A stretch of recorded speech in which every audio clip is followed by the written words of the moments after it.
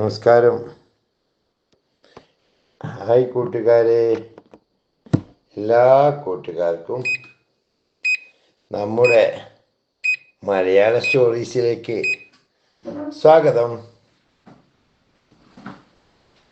നമ്മൾ ഒരുപാട് കഥകൾ കേട്ട് കഴിഞ്ഞില്ലേ? കൂട്ടുകാർക്കൊക്കെ കഥകൾ ഇഷ്ടപ്പെടുന്നുണ്ടോ? എന്നാൽ ഇന്ന് മറ്റൊരു കഥ പറയാം. ആരുടെ കഥയാ പറയേണ്ടത്? രാജാവായ കുറുക്കൻ. കുറുക്കൻ രാജാവായ കഥ കൂട്ടുകാർ കേട്ടിട്ടുണ്ടോ? ഇല്ലല്ലേ? ഉണ്ടാകില്ല. കാട്ടിലെ രാജാവ് സിംഹമാണ്, കുറുക്കനല്ല. കുറുക്കൻ അത്യാവശ്യം ബുദ്ധിയൊക്കെ ഉണ്ടെങ്കിലും രാജാവാകാൻ മാത്രമുള്ള ആരോഗ്യമോ കഴിവോ ഒന്നും കുറുക്കന് സിംഹം, പുലി, കടുവ തുടങ്ങിയ മൃഗങ്ങളെ അപേക്ഷിച്ച് ഇല്ല എന്നതാണ് പരമാർത്ഥം. അപ്പോൾ നമുക്ക് രാജാവായ കുറുക്കൻ്റെ കഥയിലേക്ക് വരാം. ഈ കുറുക്കന് ഒരിക്കലേ നാട്ടിലേക്ക് ഇറങ്ങിയതാ. രാത്രി സമയത്ത് കാട്ടിൽ നിന്ന് മെല്ലെ ഗ്രാമത്തിലേക്ക് ഇറങ്ങി. എന്തിന്? കുറുക്കൻ എന്തിനാ ഇറങ്ങുക? എന്തെങ്കിലും കോഴിനെയോ വേറെ എന്തിനെയും പിടിച്ച് തിന്നാന്ന് വിചാരിച്ചിട്ട് ഇറങ്ങിയതാ പാവം. അങ്ങനെ നാട്ടിലിറങ്ങിയ സമയത്ത് കഷ്ടകാലത്തിന് കുറച്ച് നായ്ക്കളെ മുന്നിൽ പെട്ടുപോയി നമ്മുടെ കുറുക്കൻ. നായ്ക്കളെന്ന് പറഞ്ഞാലോ, അമ്പോ ഒന്നൊന്നര നായ്ക്കൾ. ഈ നായ്ക്കളെല്ലാം കൂടി നമ്മുടെ കുറുക്കൻ്റെ പിന്നാലെ അങ്ങ് കൂടി. കുറുക്കനാണെങ്കിലോ ജീവനും കൊണ്ട് പേടിച്ചോടി. അങ്ങനെ ഓടുന്നതിനിടയിൽ കുറുക്കൻ ഓടി ഓടി എത്തിയത്, അക്കാലത്ത് ഈ തുണികളിലൊക്കെ ചായം മുക്കുന്ന ഒരു പതിവുണ്ടായിരുന്നു. എന്നുവെച്ചാൽ ഇക്കാലത്ത് നമ്മൾ തുണിയിലൊക്കെ, വെള്ള തുണിയിലൊക്കെ സൂപ്പർ വൈറ്റും ഇതൊക്കെ മുക്കാറില്ലേ, നീലമൊക്കെ. അതുപോലെ ഈ ചായ മുക്കുന്ന, തുണികൾക്ക് ചായ മുക്കി കൊടുക്കുന്ന ഒരാളുണ്ടായിരുന്നു. അയാളെ വീട്ടിൻ്റെ മുന്നിലാണ് നമ്മുടെ കുറുക്കൻ ഓടിയെത്തിയത്. അവിടെ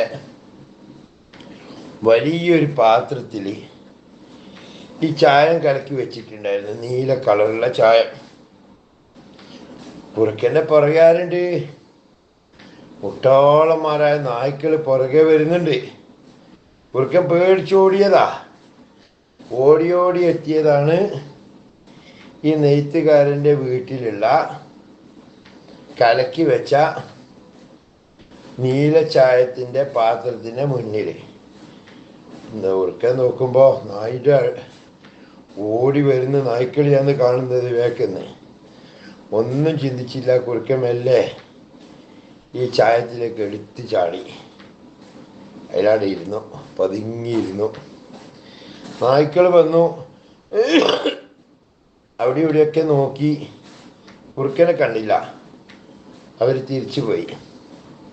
ഇപ്പം കുറേ കഴിഞ്ഞപ്പോൾ കുറുക്കന് മനസ്സിലായി തന്നെ നായ്ക്കൾക്ക് കാണാൻ പറ്റിയില്ല, രക്ഷപ്പെട്ടു എന്ന ബോധ്യം കുറുക്കനുണ്ടായി. അപ്പോൾ കുറുക്കൻ എന്ത് ചെയ്തെന്നറിയോ? മെല്ലെ പുറത്തിറങ്ങിയപ്പോൾ കുറുക്കന് തനിക്ക് വന്ന മാറ്റമൊന്നും കുറുക്കൻ അറിയില്ലായിരുന്നു. അങ്ങനെ കുറുക്കൻ മെല്ലെ കാട്ടിലേക്ക് തിരിച്ച് നടക്കാൻ തുടങ്ങി. പോകുന്ന വഴിയിൽ നമ്മുടെ നേരത്തെ കുറുക്കനെ ഓടിച്ച നായ്ക്കളുണ്ടല്ലോ, ആ നായ്ക്കൾ അവിടെ നിൽക്കുന്നുണ്ടായിരുന്നു. പക്ഷെ കുറുക്കൻ നോക്കുമ്പോൾ കുറുക്കനെ കണ്ടിട്ട് ഈ നായകൾ പേടിച്ചോടുക. അപ്പോൾ കുറുക്കനൊരു അത്ഭുതം തോന്നി. നേരത്തെ എന്നെ ഇട്ടിങ്ങനെ ഓടിച്ചിരുന്ന നായ്ക്കൊക്കെ എന്ത് പറ്റി? ഇവരിതാ ഇപ്പം എന്നെ കണ്ടിട്ട് അങ്ങോട്ട് പേടിച്ചോടുന്നു. അപ്പം എനിക്കെന്തോ മാറ്റം വന്നിട്ടുണ്ട് എന്ന് കുറുക്കന് തോന്നി. കുറച്ച് ദൂരം കൂടി ചെന്നു. അങ്ങനെ കാട്ടിലെത്തിയപ്പോൾ മാനും മുയലൊന്നും മാത്രമല്ല, വലിയ കാട്ടുപോത്തും പുലി വരെ എന്ത് ചെയ്യുന്നു, ഈ കുറുക്കനെ കണ്ടപ്പോൾ പേടിച്ചോടാൻ തുടങ്ങി. അപ്പം പിന്നെയും കുറുക്കൻ മുന്നോട്ട് നടന്നു. ഇപ്പം കാട്ടിലൊരു പുഴ ഉണ്ടായിരുന്നു. ആ പുഴയുടെ അടുത്തെത്തിയപ്പോൾ കുറുക്കൻ പുഴയിലെ വെള്ളത്തിൽ തൻ്റെ രൂപം കണ്ടു. എന്താ രൂപം? ഫുള്ള് നീല കളർ. അപ്പം കുറുക്കന് മനസ്സിലായി താൻ നീല കളറുള്ള കുറുക്കനായിരിക്കുന്നു. ഇത് കണ്ട് പേടിച്ചിട്ടാണ് മറ്റുള്ള മൃഗങ്ങൾ തന്നെ കണ്ടപ്പോൾ ഓടിയത് എന്ന കാര്യം ആർക്ക് മനസ്സിലായി? ഈ കുറുക്കന് മനസ്സിലായി. ഓടുന്ന മൃഗങ്ങളൊക്കെ അടുത്ത് ചെന്ന് കുറുക്കൻ വിളിച്ചു പറഞ്ഞു, പ്രിയപ്പെട്ട മൃഗങ്ങളെ, എല്ലാവരും ഒന്ന് ഇങ്ങോട്ട് തിരിഞ്ഞു നോക്കണം. എന്നെ കണ്ടിട്ട് ആരും പേടിച്ചോടരുത്. ഞാൻ നിങ്ങൾ കരുതുന്ന പോലത്തെ ആളല്ല. ഞങ്ങൾക്കൊരു രാജാവില്ല. അതുകൊണ്ട് ഈ കാട്ടിലെ രാജാവായി ദൈവം പറഞ്ഞു വിട്ട ആളാണ് ഞാൻ നിങ്ങളെയൊക്കെ പോലെ ഒരു ജൈവികമായിട്ടുണ്ടായ ഒരു ജീവിയല്ല.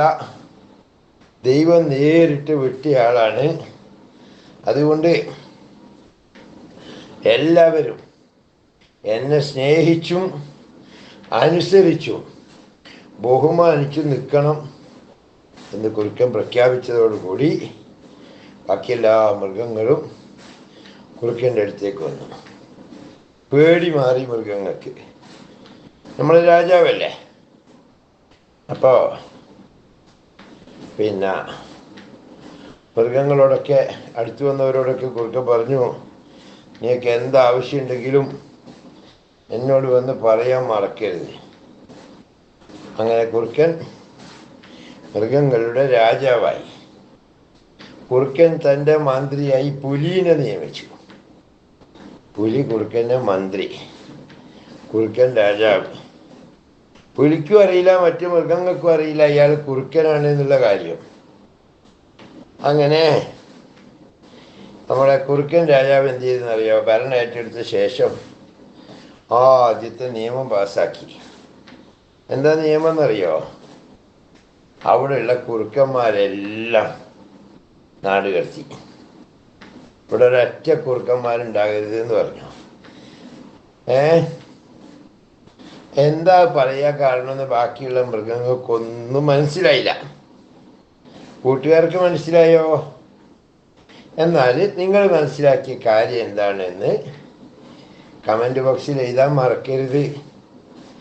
അങ്ങനെ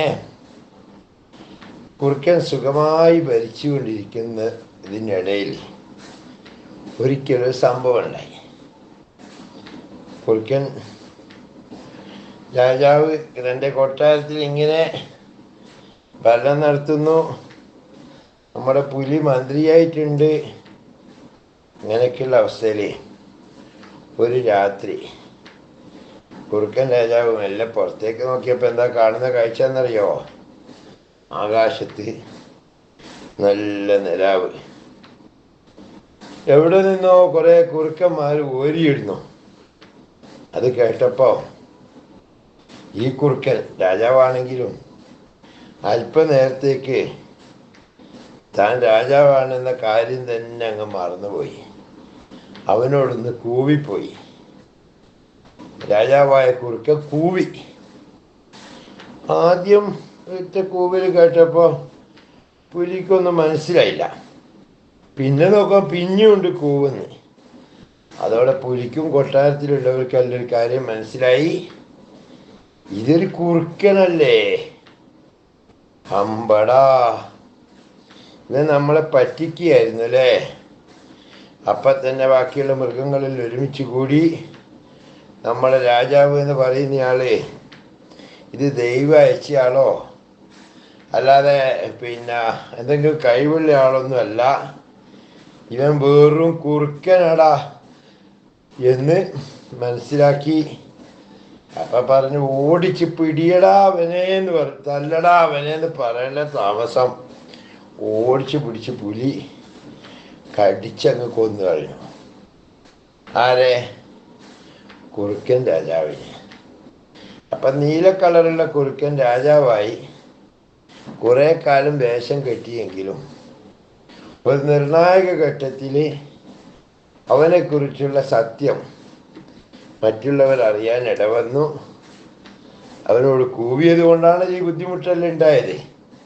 ഇതിൽ നിന്ന് രണ്ട് ഗുണപാഠമാണ് ഉള്ളത്.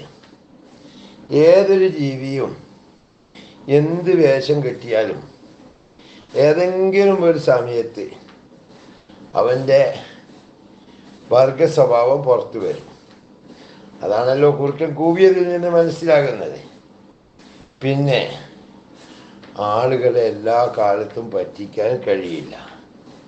ഈ രണ്ട് ഗുണപാഠങ്ങളാണ് ഈ കഥയിൽ നിന്ന് നമുക്ക് മനസ്സിലാകുന്നത്. കൂട്ടുകാർക്ക് കഥ ഇഷ്ടപ്പെട്ടോ? ലൈക്ക് ചെയ്യാൻ മറക്കരുതേ. നന്ദി, നമസ്കാരം.